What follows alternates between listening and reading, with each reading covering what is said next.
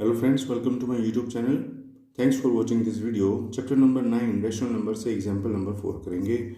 List 3 rational numbers between -2 and -1.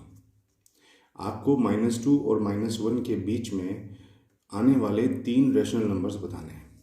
तो देखिए, सबसे पहली बात तो ये है कि -2 और -1 रैशनल नंबर हैं, ये आपको पता होना चाहिए, क्योंकि ये भी p/q की फॉर्म में लिखे जा सकते हैं. कैसे?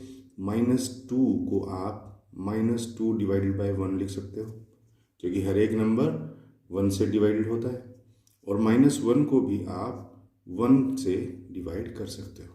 तो ये 2 रैशनल नंबर्स हो गए. अब हमको इनके बीच के 3 रैशनल नंबर बताने हैं. तो उसका तरीका ये है फ्रेंड्स कि आप इन तीनों ही नंबर्स को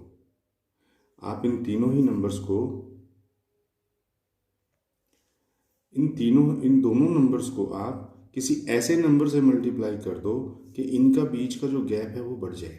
कैसे? देखो, मैं -2/1 को भी 6 से मल्टीप्लाई कर देता हूँ और डिवाइड कर देता हूँ. किसी भी नंबर को आप सेम नंबर से मल्टीप्लाई कर दो और डिवाइड कर दो तो कोई फ़र्क पड़ेगा नहीं, क्योंकि अपने आप में ये दोनों नंबर कट के 1 आ जाएगा और फिर आंसर -2/1 ही रह जाएगा.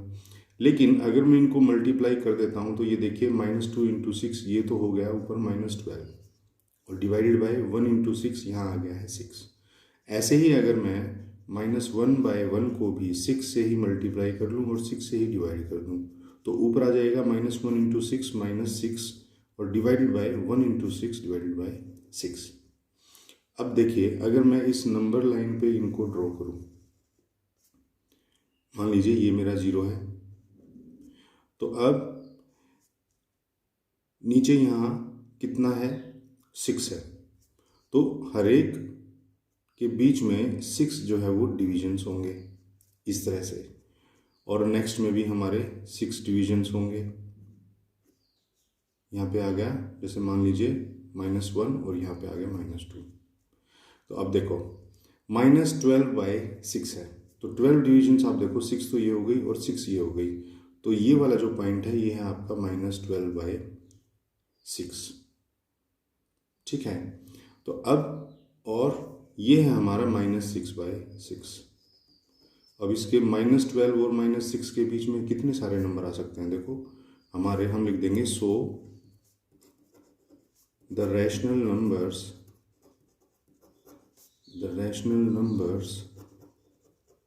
बिटवीन